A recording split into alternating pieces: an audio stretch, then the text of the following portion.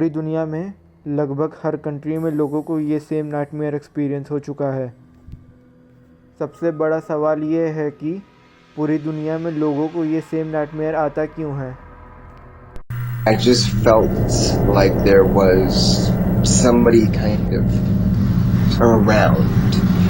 Y me estaba observando, era un tipo como un señor, digamos. Batman nightmare sleep paralysis से मिलता जुलता है, लेकिन ये स्लीप पैरालिसिस नहीं है, क्योंकि स्लीप पैरालिसिस में बॉडी पूरी तरीके से पैरालाइज हो जाती है और हैटमैन नाइटमेयर में बॉडी पूरे टाइम के लिए पैरालाइज नहीं होती, खाली थोड़ी देर के लिए पैरालाइज होती है।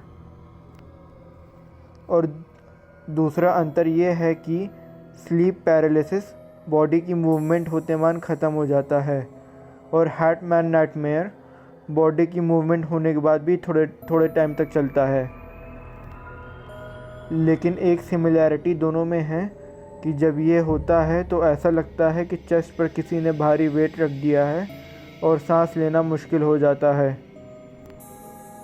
और कुछ लोगों का कहना है कि हैटमैन नाइटमेयर स्लीप पैरालिसिस का ही हिस्सा है, लेकिन साइंटिफिक स्टडीज़ ने और इसकी एनालिसिस ने ये प्रूव कर दिया है कि स्लीप पैरालिसिस से इसका कोई लेना देना नहीं है। बस दोनों में भले ही थोड़ी बहुत सिमिलैरिटीज़ हैं, लेकिन फिर भी दोनों अलग है।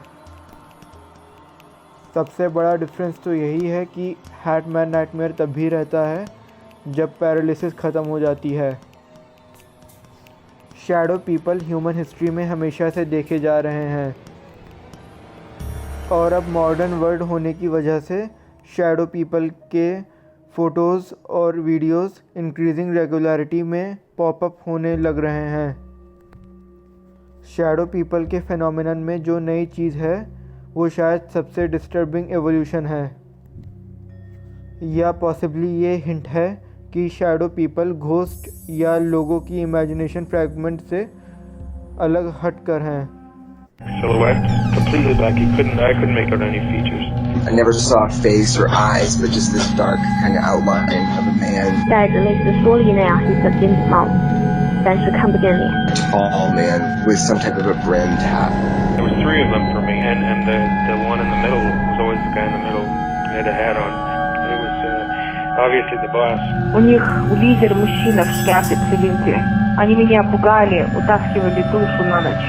Tenía un pánico, digamos, pero no me podía mover. When your heart is beating, so fast you think you're gonna die. China, Mexico, United states, Europe जगह अलग है, लेकिन सब जगह हैटमैन नाइटमेयर के एनकाउंटर के डिस्क्रिप्शंस लगभग सेम हैं।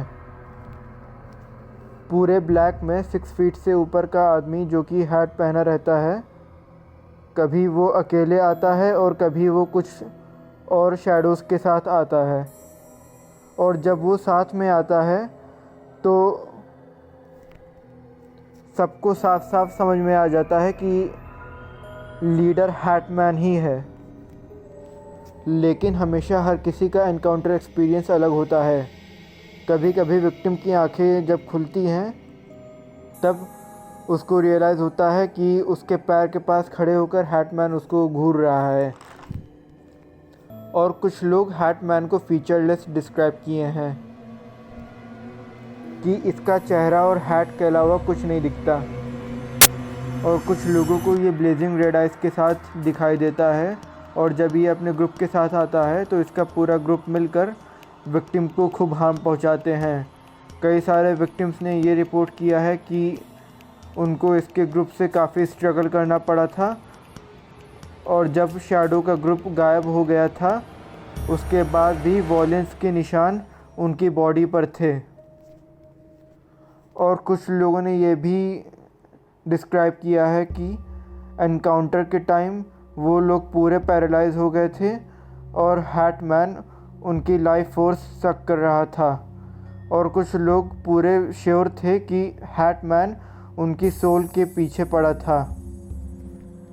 एक एनकाउंटर में एक लेडी ने डिस्क्राइब किया था कि उसकी आंख जब खुली थी तो हैटमैन उसके पैर के पास खड़ा था, और जब हैटमैन उसके पास आने लगा तब वो पैरालाइज हो चुकी थी, ना वो चिल्ला पा रही थी, ना वो हिल पा रही थी। और फिर अचानक से हैटमैन उसके पास आया और पास आकर फिर गायब हो गया। और उस हैटमैन के गायब होने पर वो फिर से नॉर्मल हो गई। और एक और लेडी ने ये रिपोर्ट किया था कि जब उसकी आँख खुली थी तो हैटमैन उसके ऊपर खड़ा था। और एक और रिपोर्ट आई थी कि जिसमें ये बताया गया था कि हैटमैन उसकी सोल चुराने के पीछे पड़ा था। स्लीप पैरालिसिस काफ़ी हद तक हैटमैन फिनोमेनन को एक्सप्लेन करता है, लेकिन सारी डिटेल्स फुलफ़िल नहीं कर पाता। साइंस ये प्रूव करता है कि 70% लोगों को अपने लाइफ टाइम में एक बार ज़रूर स्लीप पैरालिसिस होता है और 8% इस फिनोमेनन को रिपीटेडली एक्सपीरियंस करते हैं। और ये तब होता है जब ब्रेन ड्रीम स्टेट और वेकफुलनेस के बीच में होता है। ब्रेन हमारी मसल्स को पैरालाइज कर देता है ताकि हम लोग अपने आप को हर्ट ना कर पाएँ। और स्लीप पैरालिसिस में लोगों को ऐसा लगता है कि अगल बगल उनके एक डार्क ह्यूमनॉइड फिगर घूम रहा है या इंसेक्ट्स पूरे उनके वॉल पे या उनके छत पर घूम रहे हैं। लेकिन स्लीप पैरालिसिस ज़्यादा सेकंड्स तक लास्ट नहीं करता है। थोड़ी देर में ब्रेन को पता चल जाता है कि जो है बॉडी जग चुकी है, तो उसके बाद वो पैरालिसिस स्टेट से बॉडी को बाहर निकाल देता है।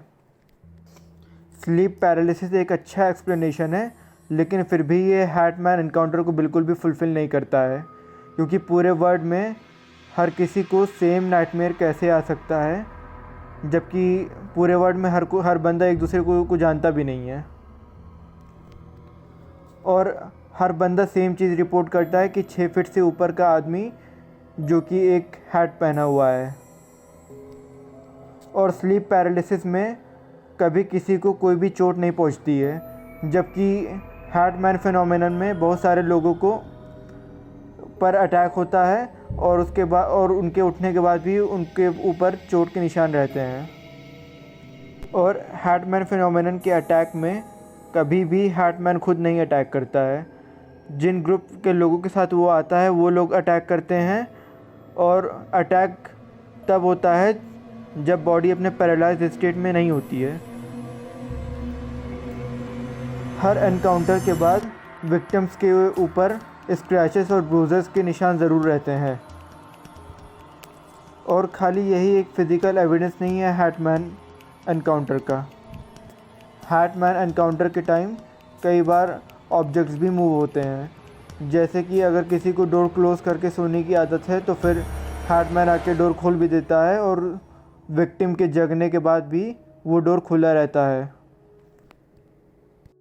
ऐसी और रियल स्टोरीज़ के लिए प्लीज़ सब्सक्राइब ज़रूर करें और इसे लाइक करना ना भूलें।